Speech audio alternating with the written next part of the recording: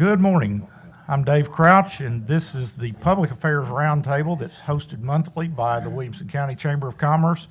We are happy to have you all with us and look forward to your participation by asking questions here in just a little bit. This morning we have with us Senator Jack Johnson, our representative that covers Williamson County for the 23rd District. Charles Sargent, our state representative from the 61st. Glenn Cassida, state representative from the 63rd. And Jeremy Durham, our state representative from the 65th District here in Williamson County. Glad to have you all with us this morning.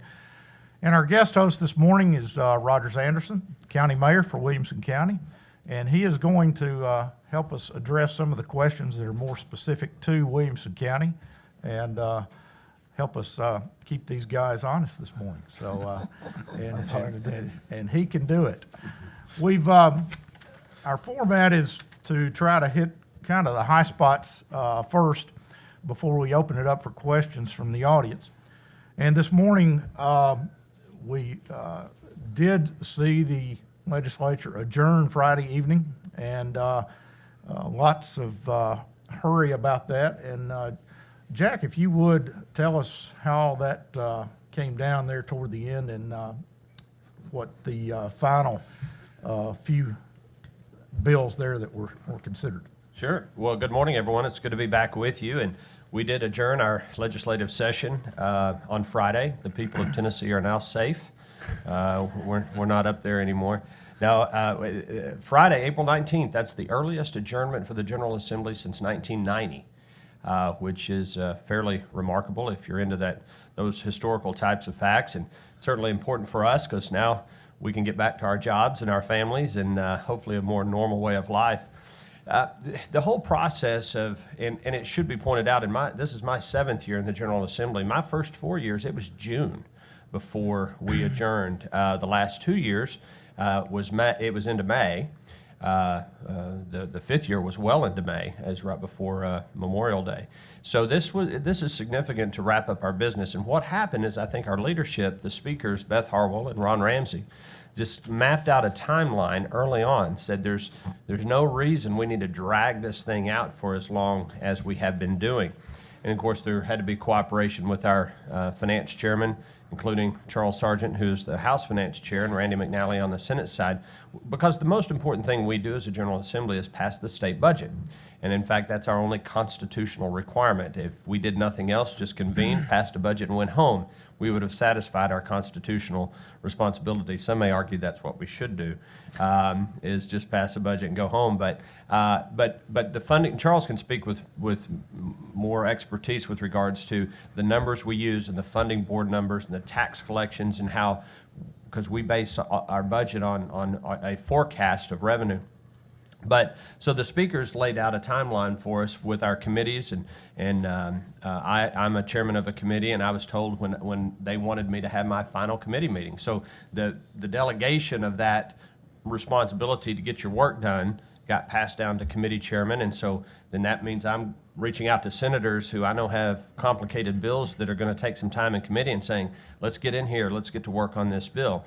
And we met our adjournment date. The Senate Commerce and Labor Committee adjourned on March 26th. That's the earliest probably in at least 20, 25 years.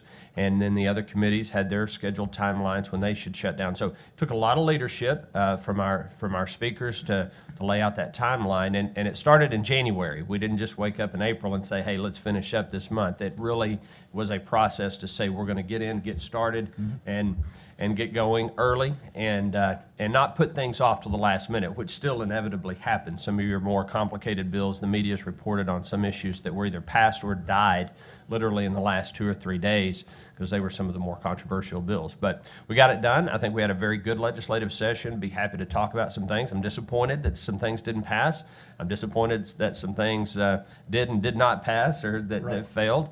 But all in all, I think we had a very good legislative session. It's because Jeremy Durham joined us. It's his first year up there, so he did a great job in his first year in the General Assembly representing his district. Thank you, then. Charles, the budget was your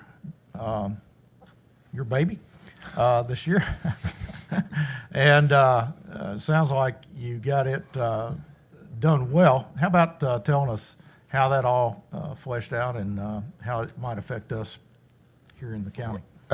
Basically, the way it comes out, and I'll give you the highlights of what we did on the budget, but for about 10 weeks, we have budget hearings, Monday through Thursday for about 2.5 hours a day. We have every commissioner come in, every department. We go through 53 departments. They present their budget to the committee, and then the governor actually makes the budget. He presented that to us February the 1st, and then he did additional appropriations in March, about March the 15th. He did additional appropriations with different funding. And then it comes, that's the basis of the budget. Then it comes to us and we, add and subtract to that budget as we go along. The budget this year is $32.6 billion. It's just less than a 1% increase over last year's budget of $32.3 billion. The budget presented is in balance and increased funding for the rainy day fund. The rainy day fund is our reserve account. We were at 300 at the June of this year. We'll be at 356 million. Next year, June of 14th, we'll be at $456 million. So we placed $100 million into the rainy day fund. We have $239 million in our 10-care reserve fund. Those are two funds that we have reserves on. And the 10-care reserve fund, it basically stayed where it was last year. We were able to, you have to balance everything on tax increases and revenues as far as that's concerned. We had additional revenues coming in this year, but we also reduced the sales tax on food from 5.25% down to 5%. We did the Hall's income tax on seniors over 65. We brought the threshold of income from $37,000 to $59,000. So anybody receiving Hall's income tax over 65, making less than $59,000 they will not have to pay the Hall's income tax. We phased in the second phase of the inheritance tax. So next year, the inheritance tax will go up, the deduction or exemption will go up to $2 million. It's 1.25 this year, 2 million next year, 5 million in 15.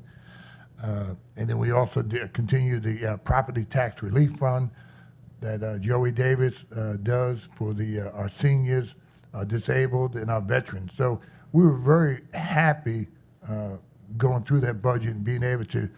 The idea of the governor and all four of us sitting here is try to reduce some taxes every year. Now, I'm not saying that's going to be possible every year if the economy goes the opposite way, but when the economy is continuing the way it is, we were going to look at reducing some taxes as far as that's concerned. We did a salary increase for everybody in the state of 1.5%. We also have $53 million in the budget to do salary adjustments for a group of people.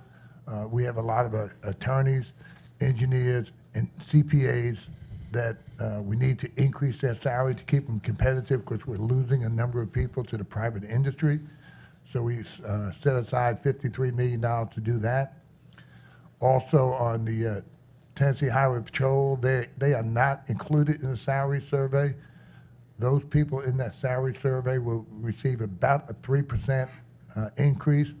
So we placed another $1.7 million in the THP, so our troopers would get their increase. They have their own schedule. They will get a 3% plus a 1.5%. Our troopers will. We were very fortunate to do that as far as that's concerned.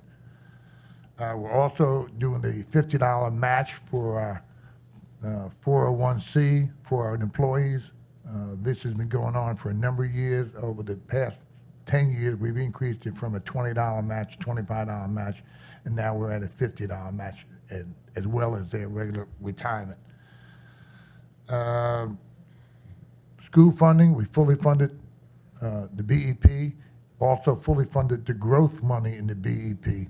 The last couple of years, we've we have not funded the capital growth money in the BEP. This year, we had funded the capital growth money in the BEP, which means that roughly about $1 million to Williamson County. Also, in the school budget, we did a large grant for technology. Here in Williamson County, we're fortunate that we have a good technology, but we'll receive over $750,000 on our technology side of the budget.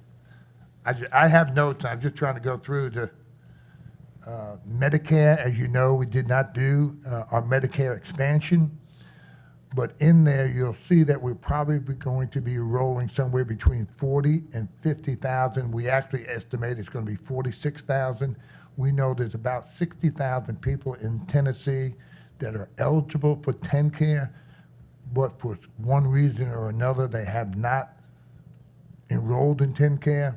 Now with the Affordable Health Care Act, there'll be more talk about that, and we're calling this the woodworking effect, that we'll probably end up, who already qualify, who's been qualified for the last 5 or 6 years, so it's not an expansion. Please let me emphasize that. This is not an expansion of Medicare at all. This is people that are actually qualified now, and through the enrollment of the Affordable Health Care Act, we figure we're going to get about 46,000 people that we're going to have to place on the TennCare rolls. And we put funding in the budget that will do that. We also restored funding for for our children in our CHAD program. And we also restored funding. The governor took 5% cut on developmental disabilities. We restored 1% of that back for $2 million. We did our fast track money, that's for economic and community development. We were able to get that back in the budget at a higher level. It's going to be about $42 million in the fast track money, and this helps us recruit throughout the state as far as that's concerned. Those are the main highlights. We were able, with the help of all of us sitting here, was able to do the program for the higher achievement school districts, which will help our schools, take us out from some of the regulations, and we don't know exactly how many school districts will qualify, but there's a whole criteria how you qualify, and we figure out of the 135 school districts, there'll probably be about 19 school districts that will qualify. That's a bill that I sponsored and Glenn and Jeremy sponsored, and we were able to get that through without, I think the vote was like 90-something, to 2 or 3 as far as that's concerned. So we had a very successful year on the budget, and I do want to say that since Jeremy is the newest one here, he added a lot, he learned a lot, and very proud of what he did, or I'm very proud of what he did, and was very helpful and useful, and to have the third person from Williamson County, it just helps a great deal. We'll go into more questions we can later on. Thank you, Charles. And Thank you. We're proud of all of our representatives. I think y'all do an awesome job. And as many of you know, Charles is the chairman of the House Finance Committee, which is probably the most important committee in the House. And we're proud that one of our state representatives leads that effort, and that the state's budget is in good hands. And if you want a little input on the state budget, Representative Sargent is your man. So, Thank you. Glenn, you championed a bill that challenged the state sunshine law, which I will say as a serving a short time as a public official, was a little chafing to me. Okay. Tennessee's probably got the strictest sunshine laws in the nation, and weren't able to get that done. It also had some campaign finance issues associated with it. Tell us what went on there. The county commissioners across the state felt like that they should be operating under the same rules that we do. As a matter of fact, our Williamson County Commission asked me to Kerry, to address the open meetings law. So I filed a caption, which opened that part of the chapter up now. And this can be confusing, but it just simply was a placeholder, if you would. And so I dropped that and asked the county commissioners of Tennessee to come back to me with something that would pass. And we never could come up with something where all parties would agree. So it didn't go anywhere. It didn't even run the bill. And so that's how that evolved. I see. But I tell you, it was a good year.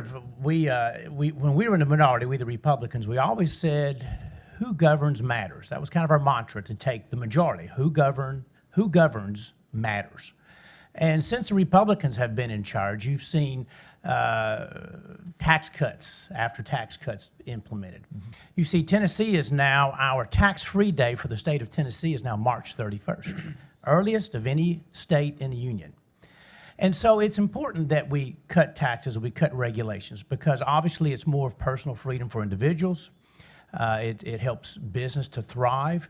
And there's a reason why this state is one of the #1 states in the union for job growth and wealth creation, because that's what you get when you do those things. And so in 4 years, with a Republican majority, this is what we have attained. And it's something that we're all proud of, and I'm proud to be part of this delegation. Yeah, we're proud to have you there, Glenn. Charles? Let me do a follow-up, because I always talk about Columbia State, and I'd be remiss if I didn't say something.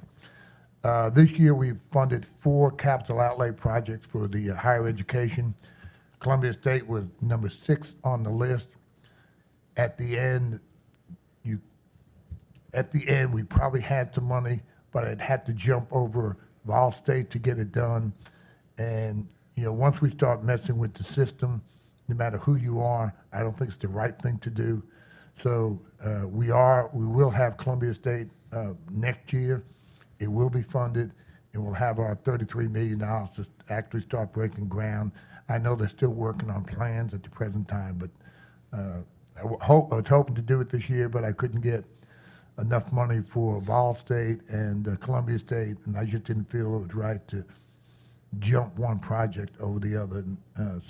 But next year, we definitely will have Columbia State. Excuse me, I forgot about that. That's great news. Good news.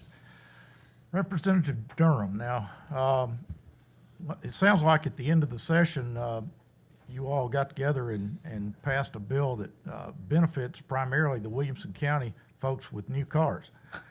And tell us about that and any of the other bills that maybe you had some personal involvement in.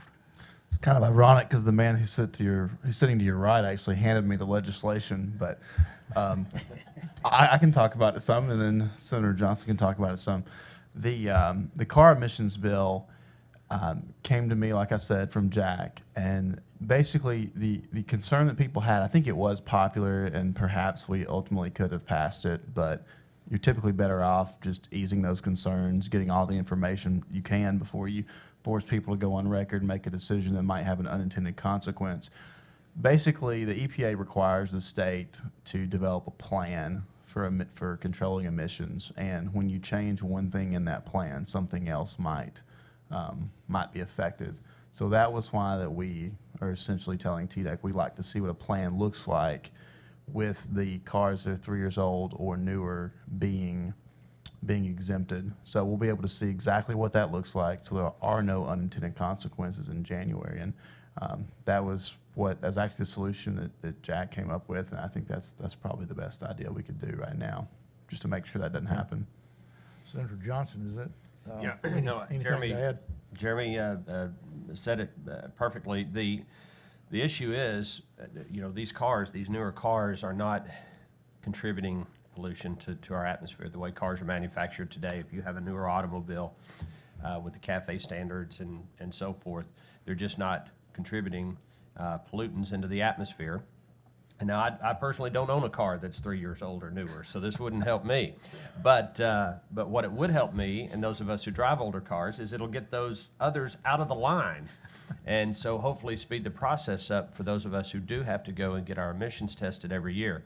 But Jeremy and I talked about it, and we felt like the possible negative implications of if we mandated that they take those cars out of the emissions process, and then the EPA, with all of its bureaucratic nonsense comes down here to the Tennessee and says, well, if you take those cars out, now we're going to make, a manufacturer in Williamson County have to spend $100,000 on greater emissions control. In other words, as Jeremy said, it's kind of an offset. They give you credits. It's the most convoluted thing I've ever seen. Typical Washington EPA bureaucracy nonsense. My blood pressure starts to go up whenever I start talking about it, so forgive me for that. But they need to disband the EPA, let us keep that money, and let us take care of our own air and water here in Tennessee. I'll tell you that. But I didn't make the rules. We have to abide by those rules. And as is always the case, if we don't comply with their rules, which are totally unconstitutional in my viewpoint, but then they put in jeopardy federal dollars that we use to build and maintain our roads. And so that's how they get you. They say, well, okay, no, you don't have to do this unconstitutional mandate, but if you don't, we'll withhold $50 million in road money that we would otherwise use to build and maintain our roads. So that's a system we have to play in. So as Jeremy said, it made more sense. Let's figure out what those consequences will be and then come back and depending on the significance of those. Because the worst thing in the world I think we could do, Dave, is take those cars that are 3 years old or newer out of emissions and then have Jeremy have to sponsor the bill in 2 years to put them back in. And I didn't want him to have to do that. So And if you're dealing with the EPA, you never know what they're going to say. exactly. And this is a bill that looks very simple on the face of the bill, and it is simple to the four of us sitting here, that takes a life of its own. The EPA got involved in it, the state chambers got involved in it, and it just took a life of its own. And Jeremy and Jack did a great job, but all of a sudden you find you're fighting yourself 90-degree angle going uphill, and you just can't. Everyone else wants to come in and say something about it. So. You begin to feel like a marionette, and these bureaucrats in Washington are controlling what you do, and that's unfortunate. Don't hold back now. Well, I'm sorry. I'm sorry. Dave, let me add to that, because when we're up here, you almost always hear the four of us talking about the negative effects of a bureaucratic large government. And you have the direct cost. For example, the $10 every time you get your car inspected, it costs you $10. But there are other costs to that as well. If I spend an hour, or in some cases an hour and 15 minutes in line, that has a very high cost as well. And you multiply that times the hundreds of thousands of people that wait in line. Look how much that takes away from your work. Look how much that takes away. And so that is the example of a large bureaucratic government and the negative effects it has on the economy and on our lives. Right. Well, you just solved a question I had. Marsha Blackburn will be our guest here in August, and maybe you need to be our guest host. That month. Well, the good news is Marcia's on our side on these issues as well. She is a huge states' rights defender, and I'm glad for that. Right, good. Mayor Anderson, I'm sure there were several things that either pleased you or did not please you about the action going on at the state capitol. How about telling us how it looked from your seat, and ask them any questions you'd like to. Well, first of all, let me say thanks to these four men for accomplishing something that hasn't been done in 45 years. That was getting out in the month of April. That's quite an accomplishment to consider something in 45 years. I guess there's two things that I want to address. I've got four questions you've asked me to touch on, and maybe each one of them can kind of touch on it rather than all four speaking on one issue, Dave. That's up to them. Sure. But one would be in the area of schools, and the other is going to be in the area of annexation. So to kind of get your thinking processes. And let's take the first one first. I see Dr. Looney that's walked into the audience, and we are in, I will say, about the 10th hour of our budget processing. And one of the things that Charles alluded to in his overview was that they have fully funded the BEP formula. But one of the things you gentlemen have accomplished is something that hasn't been accomplished in a very, very long time, and is in how you distributed 1.5 pay raise to our employees. And I guess that first question needs to go to Charles. Traditionally, that money has been paid on the state line, and now it's a pool of money of which all of these participants, not all of the participants, must share in that 1.5. So that's a entirely different philosophy of thinking that we've seen, and I'm sure that came from the governor's crafty work after having conversations with them the last couple of years. So I'll let that one be first, Dave. As you said, we always did a line item thing. And normally we increase the base salary, which is approximately $40,000. We'll take that base salary, increase that up, and then all your increases have to come on top of that. It's a very complicated formula. What they did this year was just put a pool of money, so whatever the state payroll is for Williamson County, because that payroll, I'm going to probably lose people. The payroll, basically, the state of Tennessee pays X dollars and the county pays X dollars of the payroll. And what we've done is turned around and put 1.5% in that pool of money, and the county, the school board, and then with the county approval, will distribute that money as they see fit for salary line items. But we didn't say that every salary of every person mandatory went up 1.5%. Because as you know, the first 20 years, they're on step ladders and things of that nature. After 20 years, they do not have that. They just have your percentage pay raise. So it was a break in the way we normally do business, but we think this is a better way of allowing our counties and our school boards to allocate the funding that we're giving them instead of saying you have to do it this way. So it was a break from what we normally do, and I think it was a good way of doing it, and I think we're going to accomplish a lot. And we'll be able to tell that when Dr. Looney and Rogers gets through the budget, and it gives them a lot more flexibility. Second question, Dave. Thank you, Charles. I guess we'll go to whoever wants to touch on it on the annexation bill. You know, Williamson County, along with about a half a dozen counties across the state, continue to have the growth that we're having in our cities and counties. And in this last few hours of the legislation, there was a lot of tit for tat going on. And I guess Jack could probably explain that, the way that urban growth boundaries work. This affects our 6 cities and our counties. And in the final hours, there was some action that was put on that will have effect how Williamson County operates over the next 13 months. Yeah, I'll be happy to start on that because I was pretty intimately involved in this legislation.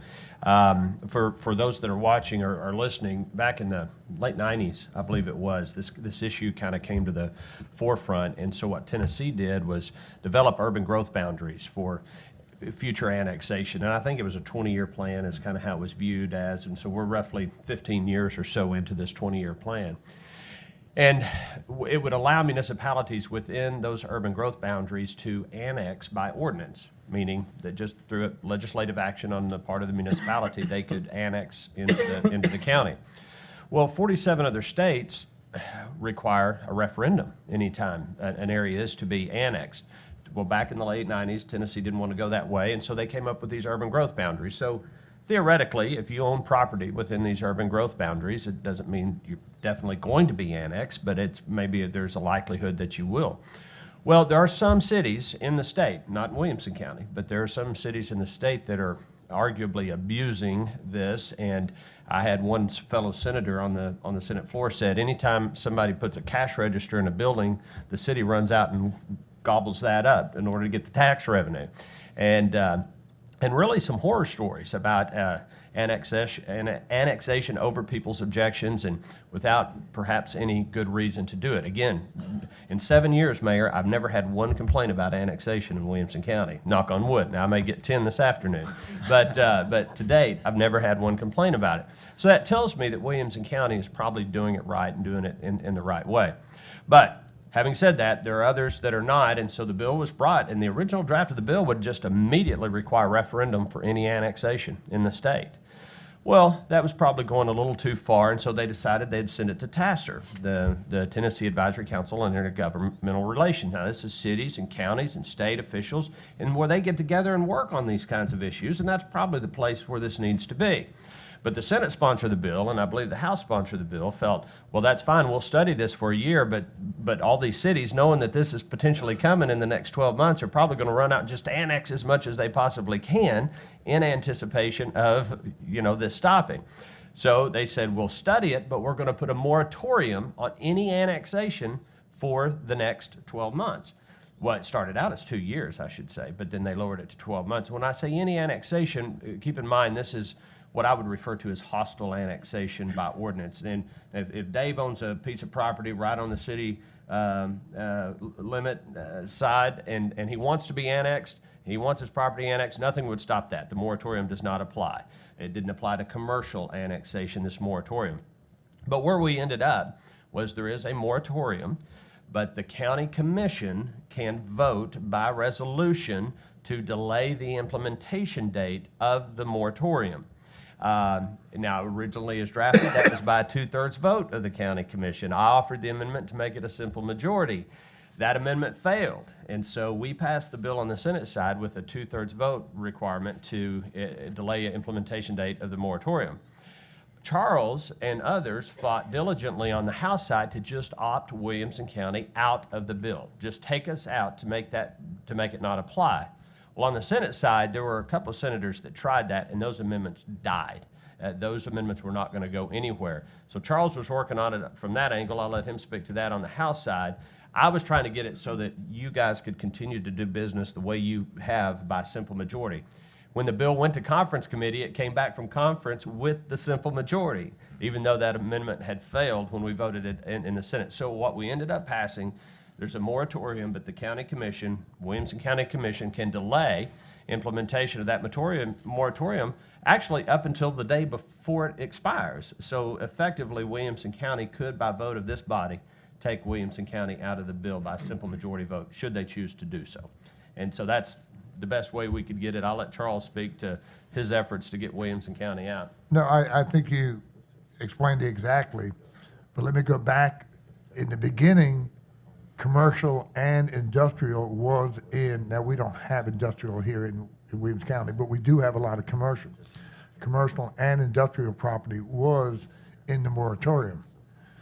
And, that's not a great thing to do for Williamson County, is put commercial in, I'll say commercial, I won't use the word industrial because we don't have it. And we have to be very careful. Like I said, I have never had a complaint on the annexations that we have done, the city, Brentwood, Franklin, Spring Hill. In this county, everyone works together. And other counties, it does not happen that way. We had about 18 counties out of the bill, and the Senate would not go along with that. We've done it for years, being able to opt counties out of a bill as far as that's concerned, but there is a provision that the county still could opt out with their vote. So I was not happy with it, but we got the commercial, industrial, we got the referendum out, and a lot of people want the referendum. And people say, well, you should let everyone vote. And I always give the example of, if you can imagine downtown Franklin, from 3rd to 4th, from Main to the street over, if it's a bridge, that 1 square block not being in the city of Franklin. Well, that's not really good planning, folks. If that 1 square block was in the county and not in Franklin. So, we have to look at this, it is a very serious proposition because you could stop growth. And, Williams County has developed a plan. The cities and the county mayor and the planning commission, John Lackey, they have developed a plan that has worked very well for Williamson County. And that's, we have something working well. I don't like other outside entities trying to mess with it. I mean, bottom line. So I think we got the best of all worlds as far as that's concerned. And the mayor and I have talked, and I talked to the city mayors. And, we believe everyone can work with that, the situation we have. But I didn't want to do anything to stop the economic growth in Williamson County, as far as that. So it's worked, and, we live the way it is. Dave, as a follow-up, the third question, and I'll let you have it. You can open it up to other questions, but I see out in the audience, you've got one of our judges that are here this morning, and early on in this conversation of the legislative session, there was some real concern and it looked like that we may have a judicial redistricting occurring in our county that would allow some changes in the operations of the way that our judges and the jurisdictional base that they serve. And in fairness to that, in the last hour or the last day or so, I don't know if it's the last hour, that did not occur, and which would appreciate some comments on that one too. Glenn? Yeah, I was kind of involved in that sweet, nice, gentle debate that took place the last hour of the session. Give credit to Lieutenant Governor Ron Ramsey. He had a vision that since we had not redistricted our circuit in the past, gosh, go all the way back to 1982 or whatever it was, he thought it was time to redistrict those judicial districts. And in that view, the Lieutenant Governor saw where he could cut it from 31 judicial districts down to 29, save taxpayers some money. That was his vision. The problem is, kind of an inside look at politics at the Capitol Hill, is that one individual, even the lieutenant governor, cannot take an idea and push it through. And we have a very good relationship with Jack in the House, and we communicate regularly. I think the shortfall was the lieutenant governor did not include the House in that thought process. And so he had an idea, which might have been a good idea, might not have been a good idea, but you must include all parties when you move forward. And the lieutenant governor did not. And as you read the Tennessean, he took it personally as a personal insult from the House when we did not jump onto that plan, lock, stock, and barrel. And many in the House, and I voted for it, Jack voted for it, Jeremy voted for it. We supported the idea. We supported the concept. But many in the House was not included in the debates. It did affect their counties, and they became very territorial. And 66 of the 99 voted no. It was a sounding defeat for that concept. Okay. It did cause some problems the last hour or two of session, I may add, but those things happen. But the consequences to some of that, if we were not going to do redistricting, there was a bill in to fund a PD, and this is where you look at the entire picture. I had a bill to fund to create a new PD and a DA. There's 4 new courts in the state of Tennessee in the last 10 years. There's 4 new courts that have been created, and we're going to give each one of them a PD and a DA. Public defender and district attorney. Excuse me, yes, public defender, excuse me, and a district attorney. But they said with the redistricting going on, let's not do it, let's wait for a year. So, I pulled it out of the budget, thinking the redistrict may happen, and then it didn't happen. It didn't happen after we passed the budget, so I could not put the four DAs and the 4 PDs back in the budget. So, it's just funny how everything works. Oh, it was funny, all right. I wish I knew you had skin in the game. I would have sent you over to the lieutenant governor. One of the things that you gentlemen did accomplish, and I commend Jack on his comments about the EPA a little bit earlier, but is in the area of recycling our tires. What, in essence, you've done is taken a pool of money that was going over to TDAC, Tennessee Department of Conservation, and rerouting that money back over to county government starting next year. So for us, instead of the dollar going to Nashville, the dollar will stay here in our coffers, which helps us do this recycling program that's being done on the backs of the taxpayers here in the county, with that money going to the state. Now it'll come back here. So I commend you on that. I commend you also on apparently, and I see the sheriff here, along with the school superintendent this morning. Talk to me a little bit about the additional $33 million that was put in for school security in this formula that we've got this year. As you know, the county commission back at the first part of this year, through the efforts of law enforcement and the school board, wrote a very sizable check to put SROs in all of our public schools, including the Franklin Special School District. which has a very hefty price tag for the safety and security of our small children. So that in essence, we now have safety officers in every single school in Williamson County, or will have as soon as the certification is completed. How will that money be handled? Because you really got two different parts of government, and as you gentlemen understand, schools and law enforcement don't always share dollars back and forth, and what really happens, the trampoline of catching everyone and bouncing up is the county general funds. At the present time, it's just a pot of money. I want to see the money to go through Department of Safety or Homeland Security instead of going through the schools, because the Sheriff's Department is going to work very closely, and they become, the SRO officers become an employee of the sheriff, not an employee of the school. So, I think some of these are still going to be worked out as far as that's concerned. But I know our sheriff and our director of schools will work very closely together. But in other counties, you always have these little turf wars that start up, and no one wants to work together, and they all want to claim the funding. But here, we're very fortunate here. With all our people in Williamson County, we're very fortunate.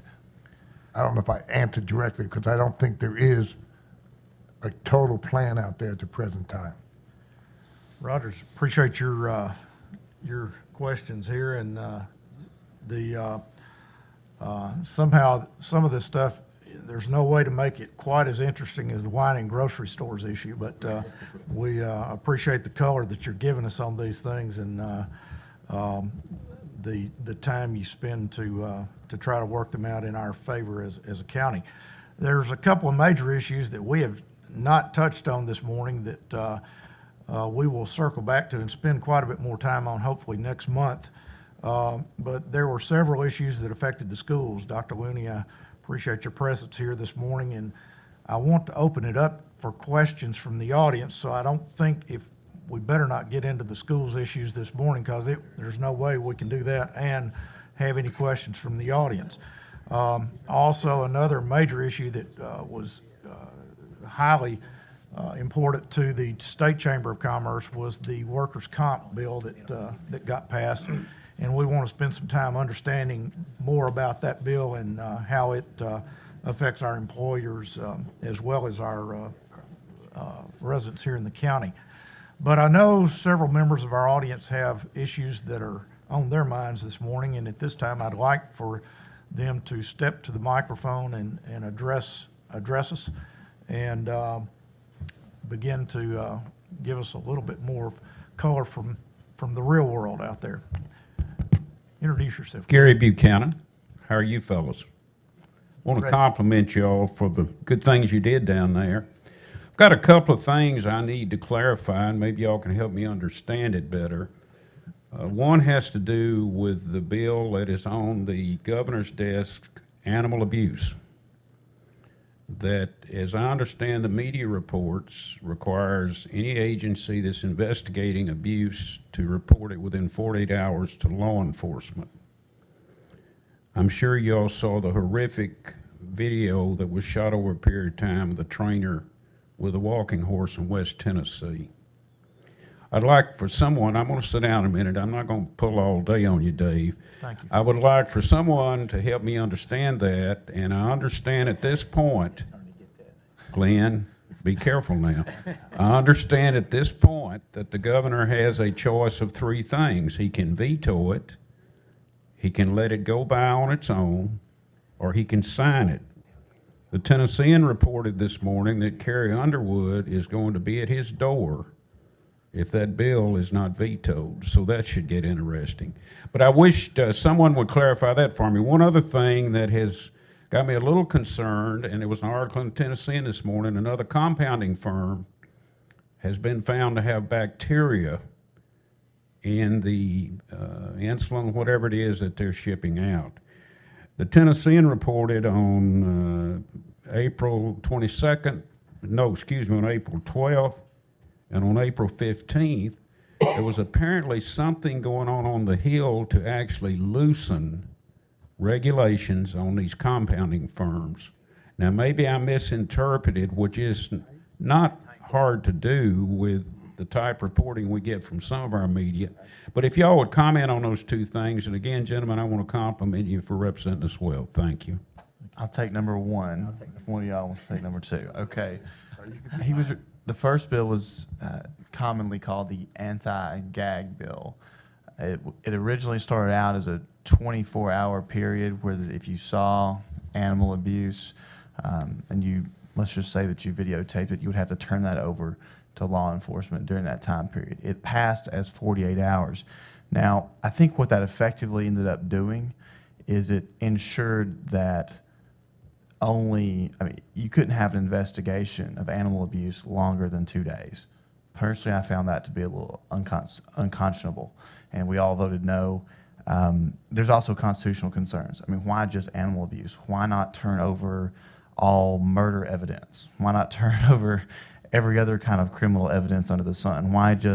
It seemed like it was very clear that the legislation would only limit investigations of animal abuse. And I think that's why you saw the delegation stand against this legislation.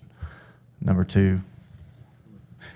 I'll do number two, I guess. That's kind of the world I live in, is drugs, legal drugs, of course. So I'm glad you clarified that. You want to clarify that? That's right. Now, the legislation you're talking about, Gary, that actually tightened requirements and restrictions. Yeah, it did not loosen at all.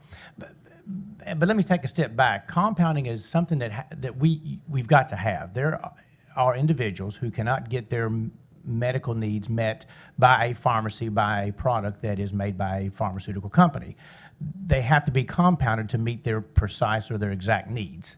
And so compounding within itself is needed. We do not want to do away with compounding. With that said, if the FDA, in the case of going back to Massachusetts, for example, on that issue, if the FDA had done their simple inspections that they are charged to do, that would have never happened. But it does happen. Human error does happen.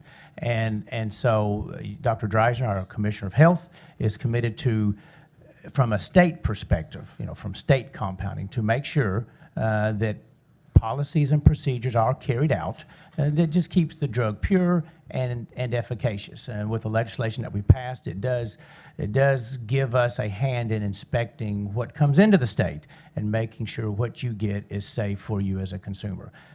With that said, it is sad that errors do happen, mistakes do happen, and just do the best you can.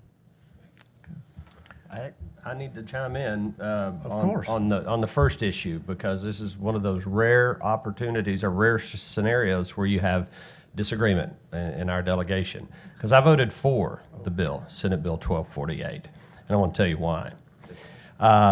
That's all right. No. I can see both sides of it. Let me put that up there first of all, and let me preface this by saying, much to my chagrin sometimes, my family and I are proud to count 3 rescue horses, a rescue dog, and 2 rescue cats as part of our family. The incident, Gary, that you mentioned about the horse that was abused savagely for 4 months, okay? 4 months, this alleged animal rights organization had evidence that an animal was being savagely abused, and not once did they contact law enforcement to stop the abuse of the animal. Now, what they did do is build a highly sensational case that got lots of media and enabled them to raise lots of money. And I think these guys will back me up on this, there is tremendous vitriol between our agriculture community and a certain supposed animal rights organization. Here's where I came down. I tried to see through all the personality issues and everything else.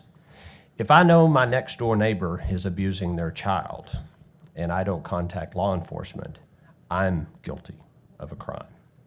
And as an animal lover, I don't know how someone could know that an animal is being abused and not contact law enforcement immediately. The argument is, well, literally I had people tell me this, well, we've got sheriffs out here in these rural counties, they don't care, and they're friends with the guy down the road that's abusing the animal, so they won't do anything about it if I contact them. So we need to be able to collect this information over time so we can build a case. Our district attorneys, our law enforcement officers are incompetent. This is what they're telling me. And so I need to be able to build a case because they won't do anything about it.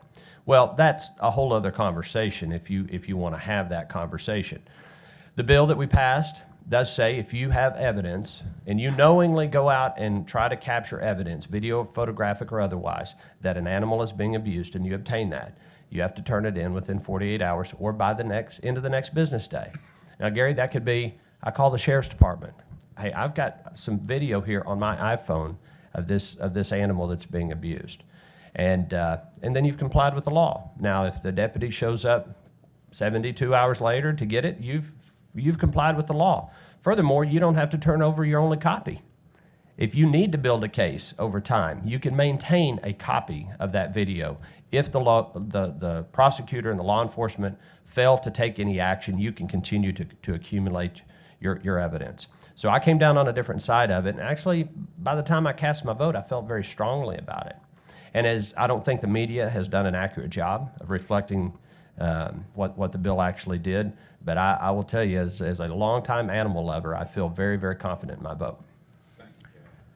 As you can see, there's two sides to every story, and sometimes we have both of them up here, and that always makes it interesting. And Jack, we appreciate your color on that. Sure. I know Mary Pierce has done some work on the economics of historical buildings and has an opinion about the Cordell Hall potential, I guess, demolition is the word I was looking for. Mary, how about stepping up and telling us what you see as the issues there? Hi. First, thank all of you all for everything you do for us all the time. And I'm Mary Pierce with the Heritage Foundation of Franklin and Williamson County. And I just felt like that I wanted to come look at you all and tell you that the Cordell Hall building is a National Register property.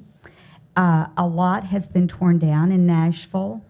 I think that you can make a case to tear down every historic building for very reasonable reasons. You can come up with it every single time. But that doesn't mean it gets you to the right answer. And I had someone say to me earlier, well, that building's just not even that old. Well, one time our courthouse wasn't that old, and one time Dr. McPhail's office wasn't that old. And to me, to keep your sense of place when people can choose to leave anywhere is one of the ingredients that helps make Franklin and Williamson County special. And I think we're much prouder of saving the factory and saving the Dan German Hospital and saving the post office than we are of tearing down Fleming Hall. And if the building got in that bad a shape, well, it got in that bad a shape under the stewardship of the state. And it's 350,000 square feet. And I think the trend is to try to get government workers in government buildings. So now we're going to tear down 350,000 square feet for government. And I just don't believe it's necessary. I believe the building can be rehabbed. I think it's sustainability. I think it's the right thing to do. I think it gives tribute to someone from the state who won the Nobel Peace Prize. Those people aren't everywhere.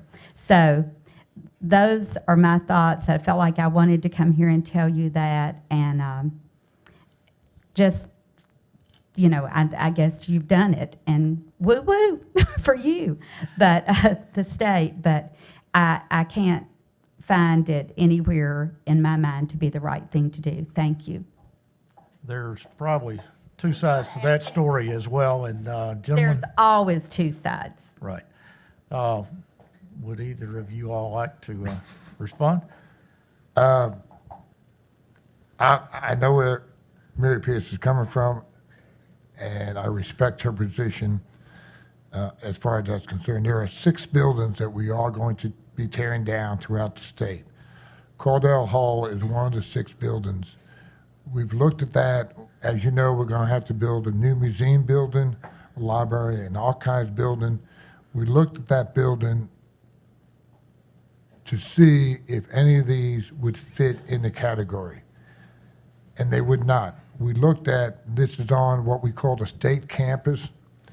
In fact, if we go back 200 years, probably 150 to 200 years, there is the original what the state campus grounds should look like. And they looked at that building, and it is a large number of square footage, but the building is in horrible condition. And I'll grant you, it's under the state watch because the state's always owned the building. The building's in horrible condition. The value on the building is not that much. To rehab the building, it's about 6 times the amount of the value of the building. A decision was made, not by us, but by the building commission. The best thing to do would be to tear that building down.